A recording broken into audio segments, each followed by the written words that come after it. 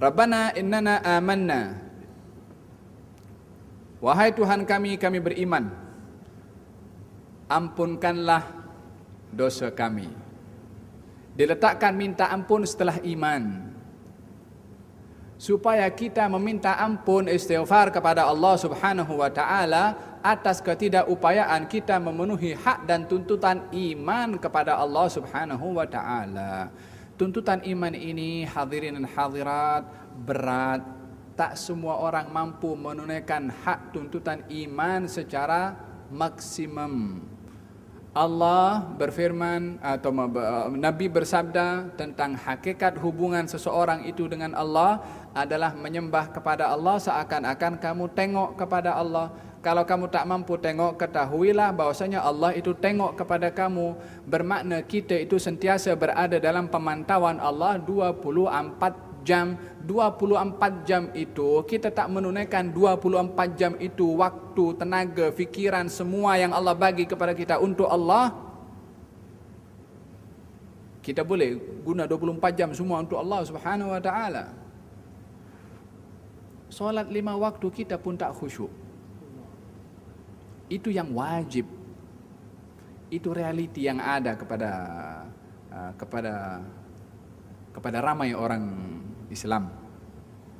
Dalam yang wajib kita tak boleh memberikan hak yang mutlak dalam salatnya, dalam sedekahnya, dalam apa saja, dalam perhubungan kita sesama kita.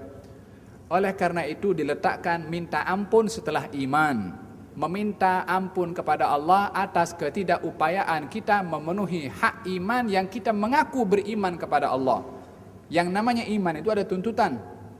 Kalau tuntutan itu kita dah penuhi semua, baru kita dah memenuhi tuntutan iman. Tapi oleh kerana kita tak mampu memenuhi apa yang menjadi tuntutan iman kepada Allah, diajar oleh Allah Subhanahu wa taala, aku terima iman kamu itu yang kurang. Aku ridha dengan iman kamu itu yang tak boleh kamu fullkan, tapi minta ampun kepada aku atas kekurangan kamu menunaikan hak iman yang aku dah bagi kepada kamu. Rabbana innana amanna faghfir lana dzunubana wa qina adzabannar. Jagalah kami daripada azab api neraka. Mereka juga as-sabirin, orang-orang yang sabar. Dalam apa sabar? Sabar dalam taat. Ada harta cukup, nisab, keluarkan sikit bagi kepada fakir miskin. Sabar kepada kewajiban yang Allah wajibkan kepada dia, daripada salat 5 waktunya, daripada hajinya, daripada puasanya. Sabar menunaikan yang wajib, itu yang pertama. Yang kedua, sabar meninggalkan maksiat.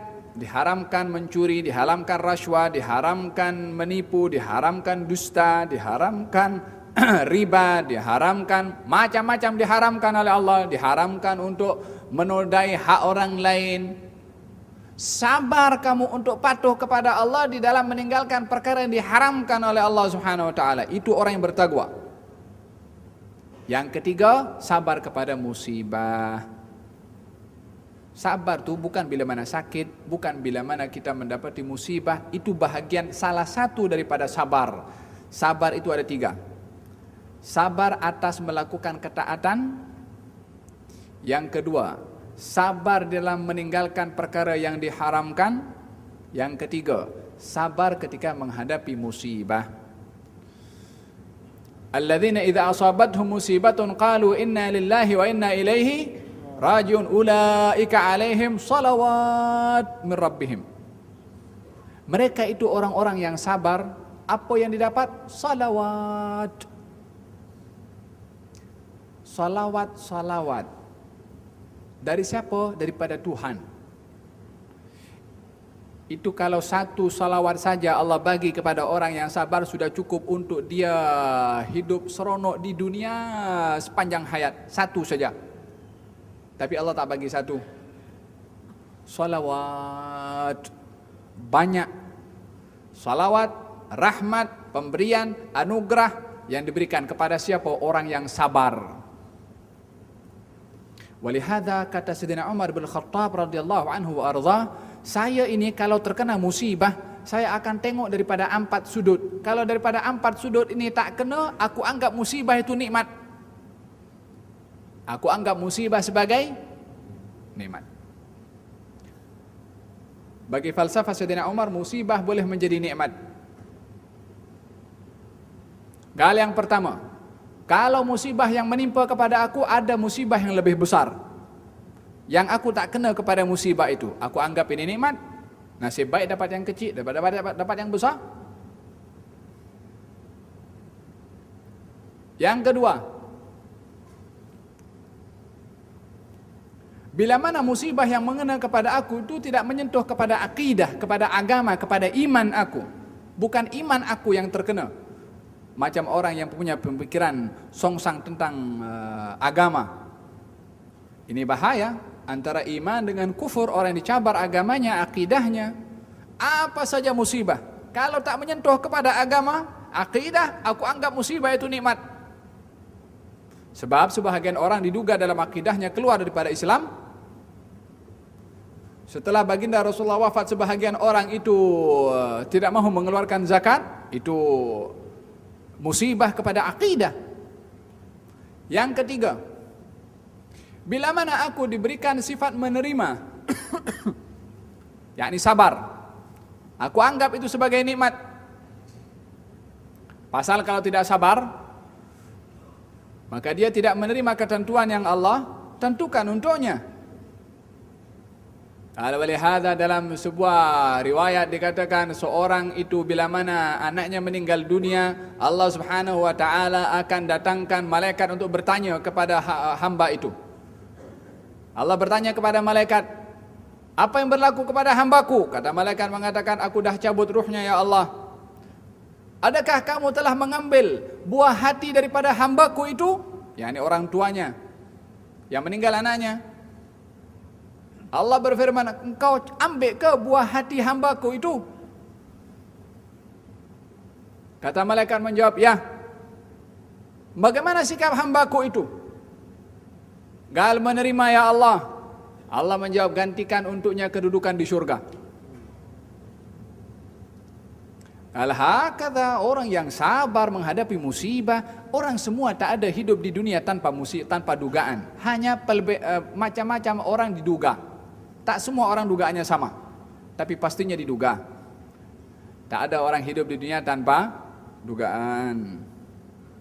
As-sabirin, tadi yang ketiga ya. Yang keempat, kata Sayyidina Umar bin Khattab, bila mana aku diduga dengan satu musibah dan aku tidak diharamkan untuk mendapatkan ganjaran daripada Allah, musibah itu aku akan nikmat. Kalau tidak diharamkan untuk dapat ganjaran dari Allah, musibah itu aku anggap sebagai nikmat. As-sabirin. Kemudian as-sadiqin, orang yang jujur, kata-katanya sesuai dengan perbuatannya, itu orang yang yang jujur. Wal qanitin, orang-orang yang taat. Wal munfiqin, orang-orang yang menginfakkan hartanya. Wal mustaghfirin bil ashar, dan orang-orang yang sentiasa meminta ampun kepada Allah di waktu sahur. Kenapa dikhaskan waktu sahur? Waktu sahur ini sebelum fajar terbit. Disebabkan oleh kerana pada waktu itulah Allah Subhanahu wa ta'ala mendekatkan zatnya yang maha tinggi dan maha suci ke langit yang dekat dengan dunia ini, yakni langit yang dekat dengan bumi ini. Allah menyeru, hal min mustaghfir fa'aghfirlah, adakah orang yang ingin minta ampun kepada aku untuk aku ampunkan? Itu setiap hari. Kalau seseorang diberi peluang oleh Allah bangkit sebelum subuh, walaupun 1 menit, bangkit, ingat istighfar dulu. Astaghfirullahaladzim wa atubu ilaih. Dia termasuk orang yang beristighfar di waktu sahur itu. Faham dong? Kalau bangkit sebelum subuh, gunakan peluang untuk beristighfar kepada Allah Subhanahu wa ta'ala. Pendapat yang kedua mengatakan bahawa yang dimaksudkan al-mustaghfirin bil ashar adalah orang yang menjaga salat subuh berjamaah. Kata Sayyiduna Ibnu Umar mengatakan, ya Nafi', dia berkata kepada pembantunya bernama Nafi', adakah sudah masuk waktu sahur? Nafi' mengatakan belum. Kemudian dia terus salat. Kemudian tanya balik, ya Nafi', sudah masuk waktu sahur? Nafi' menjawab, ya. Maka dia terus duduk beristighfar kepada Allah Subhanahu wa taala. Faham tom? Hadza keistimewaan daripada istighfar sebelum sahur atau sebelum subuh. Kata Sayyidina Luqman Al-Hakim mengatakan kepada anaknya, ya bunai, wahai anakku, la takun a'jaz min hadha dik. Jangan kamu ini lebih lemah daripada ayam. Ayam berkokok itu bila dah hampir waktu subuh, dia berkokok itu. La takun a'jaz min hadha dik yusawwitu bil ashar wa anta naim ala firashik. Jangan kamu ini lebih lemah daripada ayam yang berkokok itu. Dia waktu sahur berkokok, kamu tidur. Faham tum? Azam, malam ini nak bangun sebelum subuh untuk beristighfar kepada Allah Subhanahu wa taala, dan lama-lama usahakan untuk bangkit sebelum subuh, melazimkan diri walaupun hanya beberapa menit. Wallahu taala alam.